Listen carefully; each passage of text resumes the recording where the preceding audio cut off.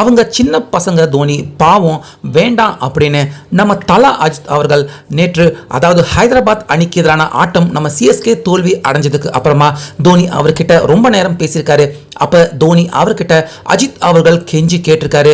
பதிலுக்கு உடனே தோனி அவர்களும் நான் செஞ்சது தவறுதான் அப்படின்னு மன்னிப்பு கேட்டு இனிமேல் இந்த தவறு நடக்காது அப்படிங்கிற மாதிரி அஜித் அவர்கள்கிட்ட நீண்ட நேரம் மனம் விட்டு பேசியிருக்காரு தோனி. இதனால கடந்த 18 வருஷமா நம்ம சிஎஸ்கே அணியில தோனி அவர்கள் கடைபிடிச்சுக்கிட்டு இருந்த முக்கியமான ஒரு விதிமுறை அடுத்த ஆண்டு ஐபிஎல் இருந்து நம்ம சிஎஸ்கே அணியில மாற இருக்கு அப்படின்னே சொல்லலாம். அப்படி தலா அஜித் அவர்கள் தோனி அவர்கிட்ட கெஞ்சி கேட்ட அந்த முக்கியமான விஷயம் என்ன அப்படின்னு பாத்தீங்கன்னா, நம்ம சிஎஸ்கே அணி ஹைதராபாத் அணிக்கு எதிராக நிர்ணயிச்சிருந்த அந்த டார்கெட் என்னமோ 155 அப்படிங்கிற கம்மியான டார்கெட் தான். அந்த ரன்னை 8வது ஓவர்ல இஷான் கிஷன் சிஎஸ்கே அணிக்கு எதிராக பொழந்து கட்டிக்கிட்டு இருக்கிறப்ப அந்த ஓவரை சாம் கரன் அவர் தான் போட்டிருந்தாரு. அப்ப ரஷீது பாத்தீங்கன்னா கரெக்டா ஒரு பால் த்ரோ போட்டிருப்பாரு. அந்த பால் கரெக்டா அவர் த்ரோ பண்ணாதால எக்ஸ்ட்ரா ரன் உடனே ஓடி இருப்பாரு இஷான் கிஷன். ஸோ அந்த ஒரு நொடி நம்ம தோனி பாத்தீங்கன்னா பயங்கரமா அவர் கோபம் அடைஞ்சிருந்தாரு ரஷீத் அவர் மேல.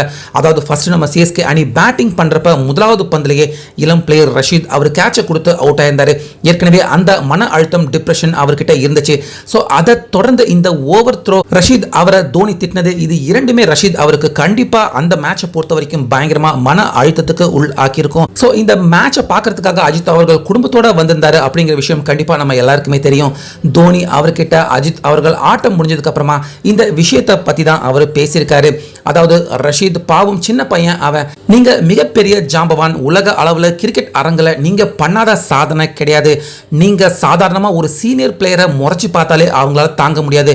ஆனா நீங்க ஆக்ரோஷமா கோவமா இப்படிப்பட்ட இளம் பையன் சின்ன பையன் அவனை நீங்க திட்டினீங்கன்னா கண்டிப்பா அவனுடைய கேரியரே அதனால பாதிக்கப்படும். நீங்க கோபமா பார்த்தாலே அவன் தாங்க மாட்டான். நீங்க திட்டினீங்கன்னா அவனால கண்டிப்பா அதை தாங்கிக்க முடியாது. மனதளவுல டிப்ரெஷன் ஆவாங்க. அதுக்கப்புறமா அவங்க சரியா கிரிக்கெட் விளையாட முடியாம போகும். அவங்களுடைய கேரியரை இதனால இழக்க வேண்டிய நிலைமை ஏற்படும். அதனால உங்களுடைய கோபத்தை சின்ன பசங்க கிட்ட அதிகமா காட்டாதீங்க. அதை அவங்களால தாங்க முடியாது. அவங்களுடைய கேரியரே அதனால பாதிக்கப்படலாம் அப்படிங்கிற மாதிரி ரஷீத் அங்கதான் பாத்தீங்கன்னா ஒரு மாதிரி வருத்தத்துடன் அவர் நின்றுகிட்டு இருந்தாரு.